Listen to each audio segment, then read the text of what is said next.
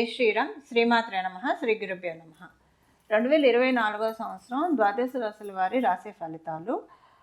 ద్వాదశ రాశుల వాళ్ళకి మరియు ద్వాదశ లగ్నాల్లో పుట్టిన వారికి ఈ మాసం యొక్క రాశి ఫలితాలు ఎలా ఉన్నాయి, మాస ఫలితాలు ఎలా ఉన్నాయి అన్న అంశాన్ని మనం పరిశీలిద్దాము. అయితే ఈ విషయాలు తెలుసుకోవడానికి ముందుగా గోచరన్న గ్రహస్థితులు. మేషరాశిలో గురు భగవానుడు సంచారం చేస్తూ ఉన్నాడు. కన్యా రాశిలో కేతు భగవానుడు సంచారం చేస్తూ ఉన్నాడు. ధనుసు రాశిలో కుజ భగవానుడు శుక్ర భగవానుడు సంచారం, కుజ శుక్రుల సంచారం జరుగుతూ ఉంది. అలాగే మకర రాశిలో బుధ భగవానుడు సంచారం జరుగుతూ ఉంది. సూర్యనారాయణమూర్తి సంచారం జరుగుతూ ఉంది. ధనుసు రాశిలో ఉన్న కుజ భగవానుడు ఈ నెల 5వ తారీఖు నుంచి, అంటే ఫిబ్రవరి 5వ తారీఖు నుంచి ధనుసు రాశి నుంచి మకర రాశిలోకి ఆయన ప్రయాణం మార్చుకుంటున్నాడు, మకర రాశిలోకి వెళ్తున్నాడు.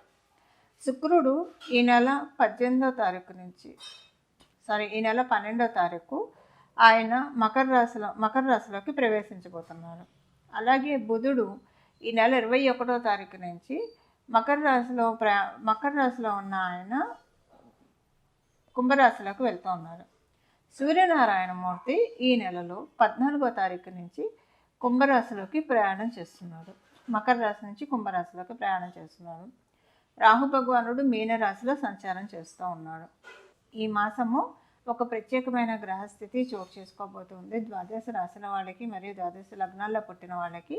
ఆ ప్రత్యేకమైన గ్రహస్థితి ఏంటంటే సూర్యనారాయణమూర్తి మరియు శనీశ్వరుడు ఈ నెల 14వ తారీఖు నుంచి ఒకటే రాశిలో సంచారం చేస్తూ ఉన్నారు. ఒకటే రాశిలో వాళ్ళిద్దరూ కూడా తండ్రి కొడుకులు, మనందరికీ తెలుసు. అయితే ప్రతి సంవత్సరం కూడా సూర్యనారాయణమూర్తి ఒక నెలలో శనీశ్వరుని కలుస్తూ ఉంటాడు. అంటే ఏ రాశిలో ఉన్నా ఆయన రాశి నుంచి వెళ్తాడు కాబట్టి వాళ్ళిద్దరు కంజంక్షన్ తటస్థిస్తున్నాయి. ఈ సంవత్సరము ఈ కలయిక చాలా ప్రాధాన్యత సంచరించుకుంది.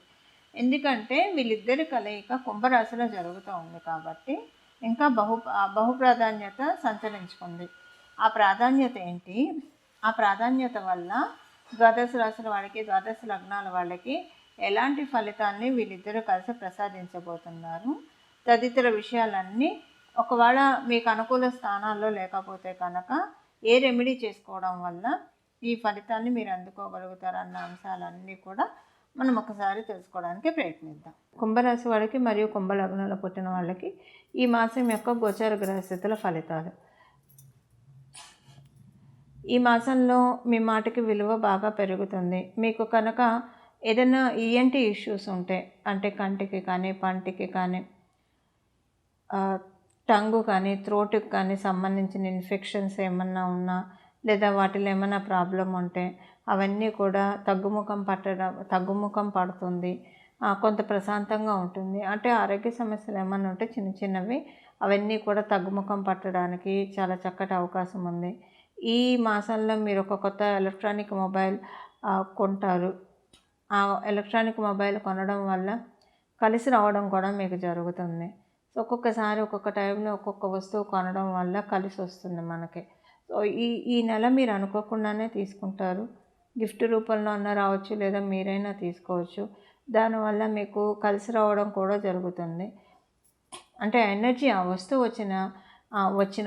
వచ్చిన వేళ విశేషం మీకు బాగా కలిసి వస్తుంది. ఇది మీరైనా కొనుక్కోవచ్చు, లేదా ఎవరైనా మీకు గిఫ్ట్గా కూడా ఇవ్వడానికి అవకాశం చాలా బాగా ఉంది. మిగతా విషయాలన్నింటిలో కూడా మీకు అనుకూలంగానే ఉందని చెప్పాలి కుంభరాశి, కుంభలగ్నంలో పుట్టిన వాళ్ళకి. ఎందుకంటే సహజంగానే ఇప్పుడు మీకు శనీశ్వరుడు మీ రాశిలో సంచారం చేయడం వల్ల సంతృప్తిని అయితే ఆల్రెడీ మీకు ప్రసాదిస్తున్నాడు. చాలా విషయాల్లో గత 3-4 నెలలుగా మనం పరిశీలిస్తే కనుక ప్రశాంతత, కుదురు ఇలాంటివన్నీ వచ్చాయి. అది కూడా ఈ మాసం కంటిన్యూ అవుతుంది. దానికి వచ్చిన డోకా ఏం లేదు. ఇవి ఈ మాసం యొక్క గోచర గ్రహస్థితులు ప్రసాదించే ఫలితాలు మీ రాశి మరియు మీ లగ్నంలో పుట్టిన వాళ్ళకి. ఈ గోచర గ్రహస్థితుల రీత్యా ద్వాదశ రాశుల వాళ్ళకి ఎలాంటి ఫలితాలు వర్తిస్తాయి అన్న విషయాన్ని మనం తెలుసుకుందాం. ఈ విషయాలు తెలుసుకోవడానికి ముందుగా ద్వాదశ రాశుల్లో పుట్టిన వాళ్ళు ఈ రాశి ఫలితాలు ఎలా అన్వయించుకోవాలన్న విషయాన్ని కూడా మనం ఒకసారి పరిశీలిద్దాం. ద్వాదశ రాశులు, ద్వాదశ లగ్నాలు, అవే రాశులు, అవే లగ్నాలు. మీరు ఏ రాశిలో పుట్టారో మీకు తెలుస్తుంది కాబట్టి రాశి ఫలితాలు మీరు చూసుకోవచ్చు. ఒకవేళ మీ అదృష్టవశాత్తు మీ ఇంట్లోని పెద్దలు కావచ్చు, ఎవరైనా జ్యోతిష పండితులు ఎవరైనా సరే మీరు ఏ లగ్నంలో పుట్టారో మీకు తెలిస్తే కనుక మీరు ఏ లగ్నంలో పుట్టారో ఆ రాశి యొక్క ఫలితాలు మీరు తెలుసుకోండి. మేష లగ్నం నుంచి మీన లగ్నం వరకు మీరు ఏ లగ్నంలో పుట్టారో, ఏ రాశి మీరు పుట్టినప్పుడు లగ్నమైందో ఆ రాశి ఫలితాలు కూడా మీరు చూసుకోవడానికి ప్రయత్నం చేయండి. అలాగే మీరు ఇప్పుడు ఈ గోచార గ్రహస్థితుల ఫలితాలు మీ జన్మజాతకం కనుక బాగా ఉంటే, గోచారంలో బాగా ఉంటే ఇంకా చక్కటి ఫలితాలను మీరు చూస్తారు. మీ జన్మజాతకం ప్రస్తుతం బాగోలేదు, కానీ గోచారంలో మీ రాశి వాళ్ళకి మీ లగ్నం వాళ్ళకి బాగా ఉంది. మిశ్రమమైన ఫలితాలను ఇస్తుంది, గోచారం కాపాడుతుంది. అలాగే మీకు జన్మరాశిలో మీ జన్మజాతకంలో బాగాలేదు, గోచారంలో కూడా బాగోలేదంటే కొంత మీరు పరిహారాలు చేసుకోవాలని చెప్పి అర్థము, దాన్ని తప్పించుకోవడానికి. అలాగే ఇంకొకటి, మీ రాశి మీకు తెలిసి మీ లగ్నం కూడా తెలిస్తే కనుక 2 ఫలితాలని చూసుకోండి. రెండిట్లో మీరు అంటే రీకన్సైల్ చేసుకోవాలి. ఒకవేళ కనుక మీకు రాశిలో ఉద్యోగం సంబంధించిన విషయాల్లో బాగోలేదని వస్తే, మీ లగ్నంలో బాగుందని వస్తే అది యావరేజ్ అవుతుందని తెలియాలి. ఏదైనా ఒక అంశం రెండిట్లో బాగోలేదని వస్తే అది మీరు కొంత ఏంటంటే జాగ్రత్త వహించాలని అర్థం. రెండిట్లో బాగుందని వస్తే చాలా బాగుంటుంది. దానికి మీ జన్మజాతకం కూడా బలంగా ఉంటే కనుక ఇంకా మంచి చక్కటి ఫలితాలు ఉంటాయి, చాలా స్ట్రాంగ్గా వెళ్తారని చెప్పి అర్థము. ఇలా మీరు చూసుకోవడానికి ప్రయత్నించండి. ఇక మనం రాశి ఫలితాలు తీసుకునే ప్రయత్నం చేద్దాం. చూశారు కదండి, ద్వాదశ రాశుల వారి మరియు ద్వాదశ లగ్నాల వాళ్ళ ఫలితాలు. అయితే ఏ రెమెడీ చేసుకుంటే ఈ మాసం అంతా కూడా చాలా చక్కటి శుభ ఫలితాలు వస్తాయన్న విషయాన్ని మనం చూద్దాము. ఈ ద్వాదశ రాశుల వాళ్ళకి ఈ ఫలితాల రీత్యా ఏ పరిహారం చేసుకుంటే ఈ మాసం అంతా కూడా సానుకూలంగా ఉంటుంది అన్న అంశాన్ని మనం ఒకసారి చూద్దాం. మీరు ఏ రాశిలో పుట్టినా సరే, ఏ లగ్నంలో పుట్టినా సరే, మనకి మెయిన్ ఏంటంటే మన జీవితాల్లో మనం పొద్దున్నే లేస్తే ఇంత వెలుగు ఉందంటే, ఇంత ప్రకాశంగా మనకి డే అంతా వెళ్తుందంటే దానికి కారణం కేవలంగా సూర్యనారాయణమూర్తి కుంభరాశిలోకి ఈ మాసంలోకి రాకపోతూ ఉన్నారు. అందువల్ల సూర్యనారాయణమూర్తి కుంభరాశిలోకి రావడం అనేది నిజంగా చాలా స్పెషల్ థింగ్. కుంభరాశిలోకి ఆయన వచ్చి ఆయన సింహరాశి మీద పరిపూర్తి దృష్టి పెడతాడు. కాబట్టి ద్వాదశ రాశుల వాళ్ళకి, అలాగే ద్వాదశ లగ్నాల వాళ్ళకి కూడా మీ పేరు ప్రతిష్టలు ఇనుమడింప చేసుకోవడానికి ఈ మాసంలో చేసే ఈ పరిహారము చాలా చక్కగా ఉపకరిస్తుంది. ఆ పరిహారం ఏంటో మనం ఒక్కసారి తెలుసుకోవడానికి ప్రయత్నిద్దాము. జగత్ అంతటికీ వెలుగుని ప్రసాదించే సూర్యనారాయణమూర్తిని చరణాన్ని ఈ మాసం అంతా కూడా మనం ఆశ్రయించాలి. అయితే ఎవరైతే రోజు విష్ణు సహస్రనామాన్ని చదవగలిగిన వాళ్ళు విష్ణు సహస్రనామాన్ని చదవడము, కొంతమందికి విష్ణు సహస్రనామాన్ని చదవడం రాదు. అలాంటప్పుడు మనందరికీ తెలుసు, అందులో ఉన్న చిన్న శ్లోకము శ్రీరామ రామ రామేతి రమే రామే మనోరమే సహస్రనామ తత్తుల్యం శ్రీరామనామ వరానని. ఈ శ్లోకాన్ని చదువుకున్నా కూడా పూర్తి విష్ణు సహస్రనామాలు చదివిన ఫలితం మనకు వస్తుంది. ఇది చదవడం కన్నా ప్రయత్నించండి.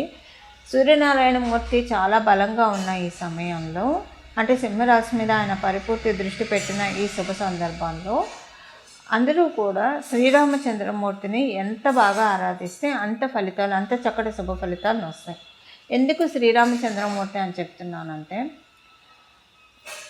ఇక్ష్వాకుల వంశానికి చెందినవాడు శ్రీరామచంద్రమూర్తి. ఇక్ష్వాకుల వంశానికి దైవము, కులదేవత, అధిదైవము సూర్యనారాయణమూర్తి. అందువల్ల మనం ఈ మాసం అంతా కూడా సూర్యనారాయణమూర్తి ఇచ్చే చక్కటి శుభ ఫలితాన్ని మనం అందుకోవడానికి, మంచి పేరుని సంపాదించుకోవడానికి, సంఘంలో గౌరవ మర్యాదలు సంపాదించుకోవడానికి, దీనికంతటికీ కూడా ఈ నెలంతా కూడా శ్రీరామచంద్రమూర్తి ఆరాధన చేయడము, విష్ణు సహస్రనామాలు చదవడము, మీ ఇంటి దగ్గర కనుక శ్రీరామచంద్రమూర్తి ఆలయం ఉంటే ఆలయ సందర్శనం చేయడము, ఇవన్నీ చేయగలిగితే కనుక చాలా చక్కటి శుభ ఫలితాలు ఈ మాసంలో మీకు అందడానికి చాలా చక్కటి అవకాశం ఉంది. ఈ మాసంలో మీరు చేసే ఈ పరిహారం వల్ల రాబోయే మాసాల్లో కూడా కొన్ని మంచి ఫలితాలను చూడటానికి చక్కటి అవకాశం నిస్సందేహంగా ఉంటుంది. మంగళం. నమో భగవతే వాసుదేవాయ.